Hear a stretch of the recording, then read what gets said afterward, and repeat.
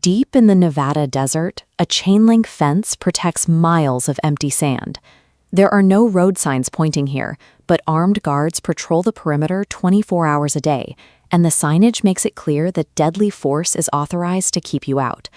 The world knows this blank spot on the map as Area 51. Since the mid-20th century, the name has served as a container for rumors of hidden alien technology and sprawling government cover-ups. But the actual catalyst for locking down this desert was a terrestrial threat. In the 1950s, the United States was locked in a Cold War, where Soviet surveillance was a constant pressing concern. To build and test advanced military aircraft without foreign spies watching from above, the government required a testing ground that was completely off the grid. The CIA searched for a location so remote and hostile to human settlement that accidental civilian discovery would be impossible. This satellite image shows exactly what they found: Groom Lake. You can see the massive expanse of the dry lakebed sitting perfectly flat, dwarfing the tiny, isolated runway infrastructure built next to it. Surrounded by rugged mountain ranges, it formed a natural, impenetrable basin. This geographic isolation served as the primary layer of defense, providing the cover required to hide a new era of aerospace engineering. The first highly classified mission at Groom Lake began in 1955.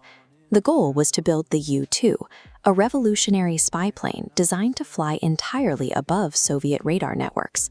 As workers built runways and hangars, the operation moved under strict, compartmentalized secrecy.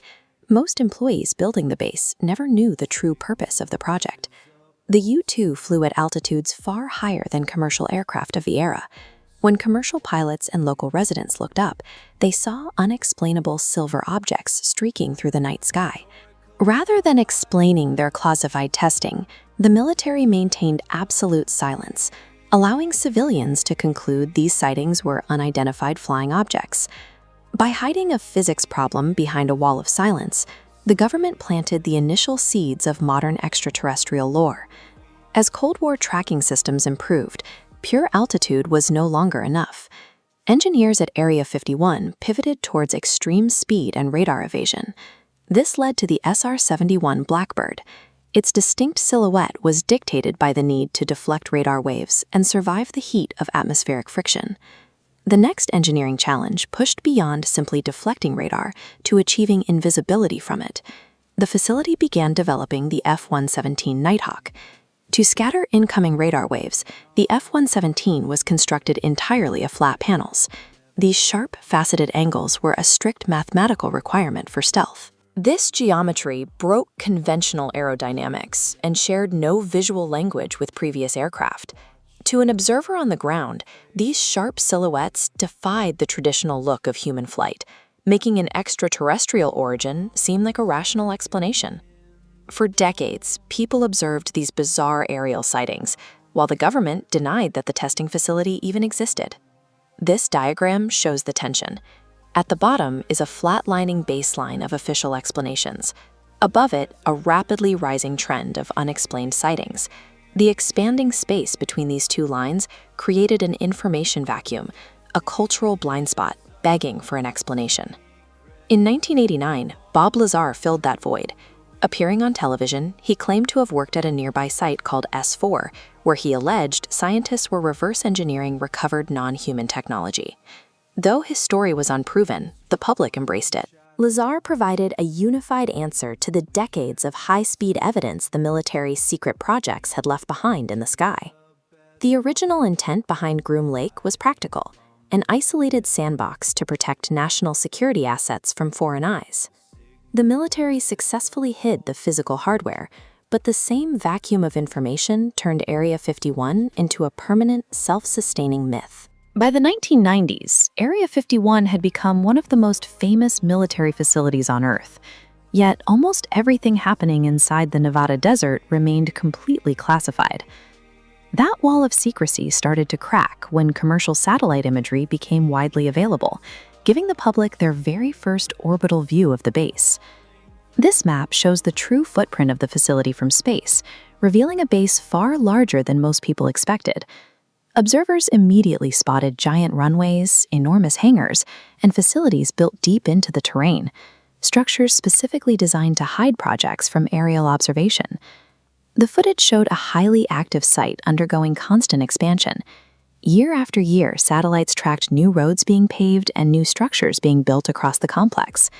Anyone with an internet connection could now watch the base grow in real time, but they remained entirely in the dark about what those new structures were actually hiding. An expanding facility of that size requires a massive workforce to operate. Bringing thousands of employees into a top-secret desert base every day creates a serious logistical problem. The government's solution is a daily transport operation known as Janet Airlines, utilizing a fleet of entirely unmarked white planes. These flights transport heavily vetted workers from a private terminal in Las Vegas directly to Nevada. Passengers are prohibited from taking photographs, and employees maintain perfect silence about their jobs after landing. The scale and strict discipline of this daily transport operation serves as proof that highly classified, large-scale programs are actively running today. Out in the harsh desert surrounding the base, the physical perimeter tells a similar story. The entire region is monitored from above by an overlapping macro-level surveillance network.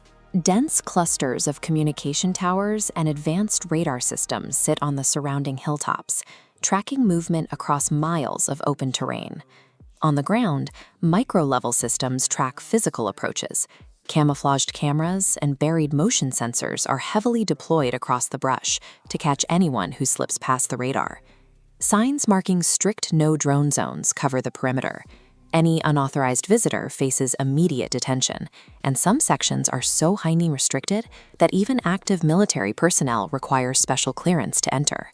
This overlapping extreme security is an aggressive modern countermeasure designed to protect active projects from a public that is better equipped than ever before. Decades of intense physical security and absolute human silence created a massive vacuum of information.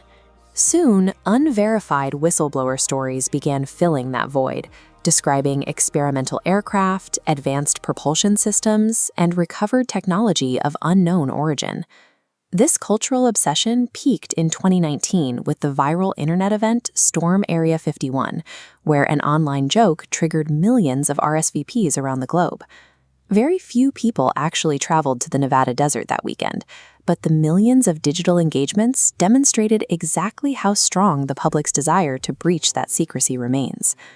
Recently, those discussions have moved away from internet memes and into serious mainstream reporting on unidentified aerial phenomena, or UAPs. The Pentagon itself legitimized this shift by releasing official videos showing unexplained phenomena operating in our skies. Active military pilots are now the ones coming forward, officially reporting objects that display extraordinary, physics-defying capabilities during routine flights.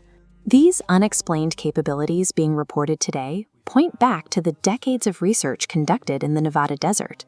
Area 51 is no longer defined by its Cold War past. Its constant expansion, extreme security, and the rise of modern aerial anomalies have shifted the focus to what is happening inside the facility today. Look out across the deep Nevada desert, and it's easy to see why the military chose this exact spot. The sheer physical isolation provides a natural buffer against the outside world. But approach the perimeter, and you hit a hard, modern wall. Strict legal boundaries and active security patrols ensure the facility remains entirely sealed off from the public. Yet, the base is highly active. Every day, an unmarked fleet known as Janet Airlines ferries hundreds of commuting employees back and forth from Las Vegas. You don't run a continuous airline service and spend billions on perimeter defense for an abandoned site. Area 51 is actively running classified programs right now. To understand what those programs might be, we have to look up. The airspace over this remote valley has always been America's primary aerospace testing ground. Decades ago, this same sky birthed the SR-71 Blackbird. A spy plane so advanced, it looked entirely alien to anyone lucky enough to catch a glimpse of it. Today, aerospace engineers are working on the next generation of stealth aircraft, specifically designed to evade the most sophisticated radar networks on Earth. This is a technical source image of a hypersonic test vehicle attached to a carrier plane. Vehicles like this represent a second development track, built to achieve atmospheric speeds far beyond those of traditional jets. Alongside extreme speed, developers are also testing advanced military drone systems that operate with almost zero human input. When locals report unexplained aerial sightings around the base today, they are likely catching brief glimpses of these advanced platforms. It is history repeating itself in the sky. But the sky is only part of the story. Down on the surface, closed-door laboratories sit beside the sprawling runways, generating much stranger rumors. The most persistent of these originated with Bob Lazar, who claimed to have worked inside these very surface buildings. Lazar's claims formed the backbone of the reverse engineering theory, the idea that government engineers are actively studying materials recovered from unexplained aerial incidents. Researchers pursuing this theory suggest the ultimate goal inside those labs is to replicate and adapt non-human propulsion systems for military use. Zero verified evidence exists to confirm these claims, yet the sheer persistence of the reverse engineering rumor adds a heavy layer of cultural mystery to whatever operations are actually happening behind those doors. There is a massive logistical problem with testing highly classified hardware on the surface. Modern orbital satellites watch everything, making secrecy from above almost impossible to maintain. The most logical solution to the satellite problem is digging straight down, burying complex facilities beneath the bedrock. This map of the dry lake bed outlines the footprint of visible runways, contrasting them with massive zones of unaccounted surface excavation. By calculating the sheer volume of displaced Earth, we can extrapolate the footprint of a subterranean complex extending deep below the desert floor. If these excavations correspond to usable infrastructure, entire classified research cities could be operating beneath the sand, entirely blind to public observation. To achieve absolute invisibility today, you can't rely on fences and restricted airspace. The most sensitive projects must exist underground. When you layer it all together, the active airspace, the secure surface labs, and the subterranean infrastructure, you get a cohesive picture of a massive, functioning machine. The US government operates on strict budgets and logistics. They do not pour billions of dollars into protecting empty desert.